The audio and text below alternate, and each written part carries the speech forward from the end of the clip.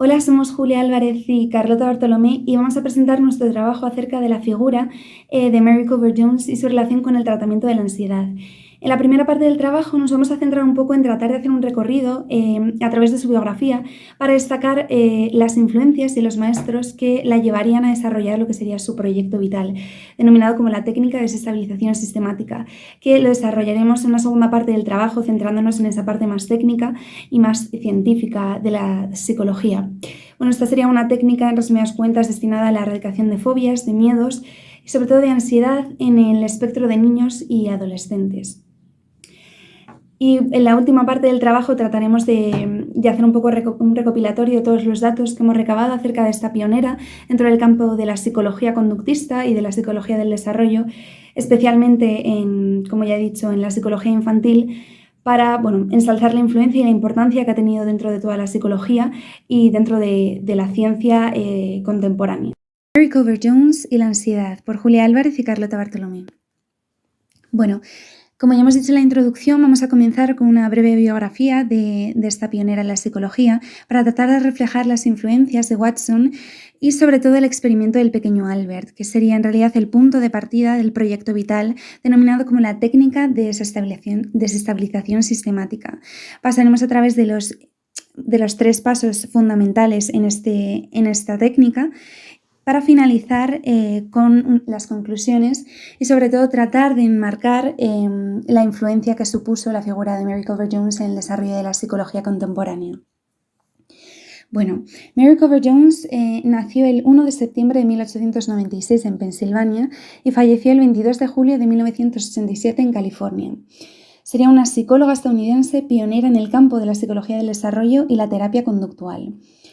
Concretamente, realizaría grandes aportaciones en el ámbito de la psicología infantil a través de numerosos proyectos e investigaciones centradas en el abordaje de las fobias, las reacciones de miedo y los trastornos de ansiedad en estas edades. De hecho, sería ella quien desarrollaría junto al reconocido psicólogo ya Watson la técnica de desestabilización sistemática, como hemos dicho, que sería empleada en el tratamiento de las fobias. Uno de sus experimentos más conocidos sería el de Peter, un niño de 5 años con fobia a los conejos y a los ratones, a quien conseguiría curar por medio de esta terapia basada, en última instancia, en el principio de contracondicionamiento, que ya veremos en realidad este principio será tratar de revertir los efectos del experimento del pequeño Albert de Watson. Después, este apodo de la madre de la terapia de conducta sería otra prueba más de la influencia de esta psicóloga. Sería, un nombre que le pondría el psiquiatra sudafricano-estadounidense Joseph Wall. Bueno, la influencia de John B. Watson en la obra de Mary Cover Jones se reflejaría, al tratarse de uno de sus maestros. Tras graduarse en el Vassar College, Mary Jones comenzaría a trabajar con este psicólogo y sería por ello en una de sus conferencias cuando conocería y entraría en contacto con su experimento más famoso, el experimento del pequeño Albert, el cual despertaría su interés y daría como resultado el inicio o el punto de partida de la investigación acerca del proyecto de la técnica de desestabilización sistemática. Bueno, vamos a escribir un poco a grandes rasgos este experimento que sería realizado por Watson y por su ayudante Rosalie Reiner en 1919. La intención era poder consolidar las tesis conductistas de su manifiesto realizado en 1919, donde por supuesto ya se encontraban los famosos experimentos de Pavlov. Entonces, para este experimento, en lugar de utilizar un perro, se utilizó un bebé de 9 meses llamado Albert, con el cual pretendían poder probar una serie de hipótesis sobre el condicionamiento y su respectiva respuesta emocional, especialmente del miedo ante diferentes estímulos. Esto sería lo que diferenciaría principalmente este experimento de los estudios de Pavlov, que en lugar de tener un punto de partida fisiológico, ya que el estímulo o la respuesta emocional que se buscaba en los experimentos de Pavlov era ante los estímulos del hambre. En los experimentos de Watson se trataría de ver la respuesta emocional ya no tanto a estos estímulos digestivos, sino al miedo.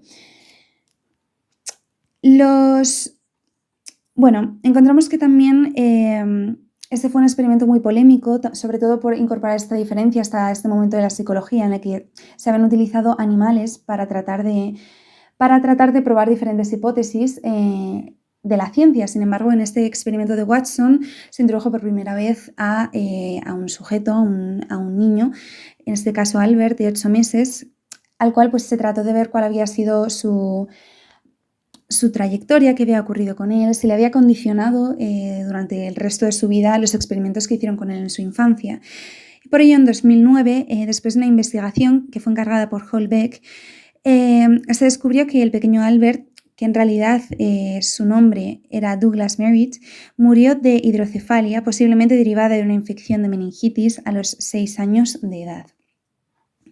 Bueno, los objetivos del experimento fueron 3. Se plantearon de la siguiente manera. Es decir, ¿podía condicionarse un niño para que sintiera miedo de un animal que apareciera simultáneamente con un ruido fuerte? ¿Se transferiría tal miedo a otros animales u objetos inanimados? ¿Y cuánto persistiría tal miedo? El proceso fue el siguiente. Bueno, se pretendía ver si se podrían producir en Albert el aprendizaje de ciertos miedos.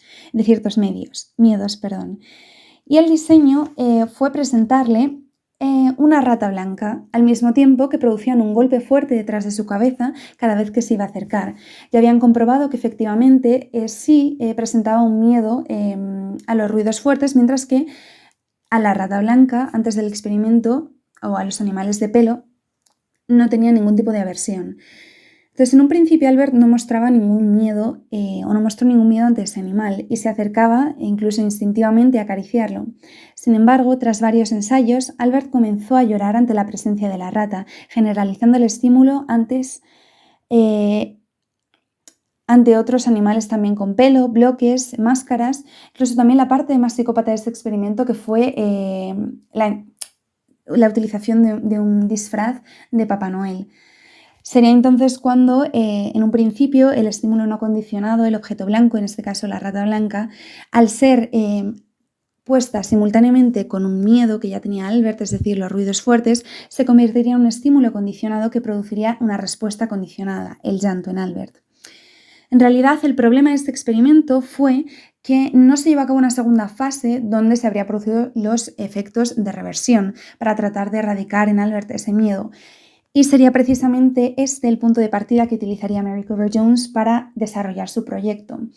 Tratar de ver cuáles podían ser los medios que podía utilizar para erradicar estas fobias y estos trastornos de ansiedad en los sujetos, sobre todo en las edades tempranas, en el espectro de niños y adolescentes y así, que estos pudieran realmente llevar una vida en la que gestionaran, si no erradicarlos, sí poder gestionar de una manera más natural y menos nociva para su día a día.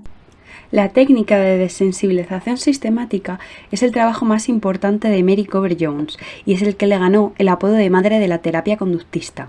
La idea de esta terapia surgió a raíz del experimento del pequeño Albert, como se ha mencionado antes, y está basada en el condicionamiento clásico.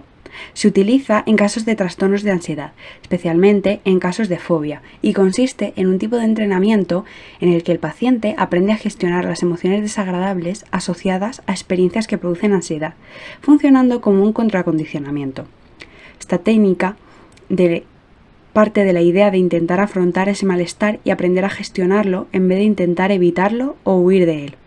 Es así como el paciente puede habituarse al estímulo que provoca esta ansiedad, lo que implicará una desaparición progresiva de las respuestas negativas, tanto emocionales como corporales, asociadas al estímulo.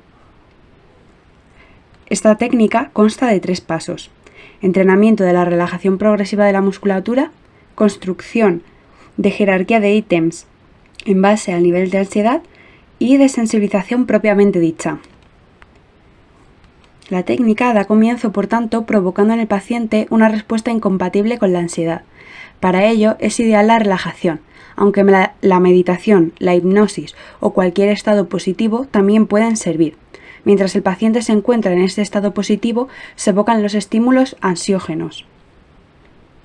El segundo paso es la elaboración de una jerarquía de entre 10 y 15 ítems para ordenar de la más fácil a la más difícil los pasos que se darán en el manejo de la situación temida. Esto sirve para graduar la intensidad de los ítems en una escala de ansiedad del 1 al 100.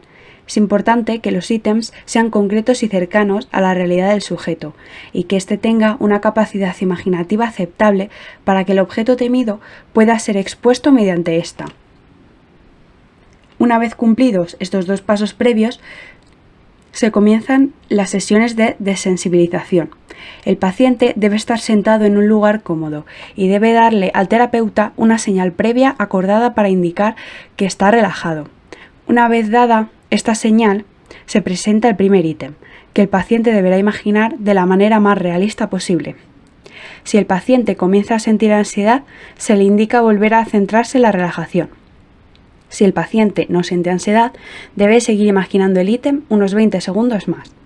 Luego, se le vuelve a pedir que se relaje durante unos 40 o 50 segundos. Es importante que las pausas entre ítems no sean inferiores a 40 segundos, sí pudiendo ser superiores en caso de que se hubieran dado síntomas de ansiedad.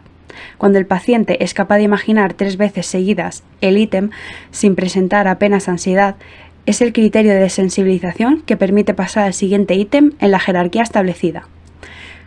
Cuando en un mismo ítem el sujeto presenta ansiedad de manera persistente, se retrocederá al anterior y se finalizará la desensibilización para poner el foco en el motivo de este problema, que puede ser una ansiedad excesiva o una dificultad a la hora de relajarse o imaginar la situación. Para concluir, queríamos remarcar la influencia que Mary tuvo en el ámbito de la psicología, ya que, como muchas otras, ha quedado ocultada detrás de algunos de los compañeros con los que trabajó. De hecho, al buscar información sobre su técnica de desensibilización, en muchas de las páginas web aparecía Wolpe como único autor de dicha técnica, sin ni siquiera mencionarla a ella. Mary influyó sobre todo en el ámbito de las terapias de conducta, campo en el que se la considera pionera y en el que se desarrolló la técnica de desensibilización, gracias a la cual las personas con ansiedad y fobias pueden llevar una vida más amable, más agradable y tranquila. También recibió un premio en vida en el año 1968 a los 71 años de edad y fue el premio G. Stanley Hall de la American Psychology Association.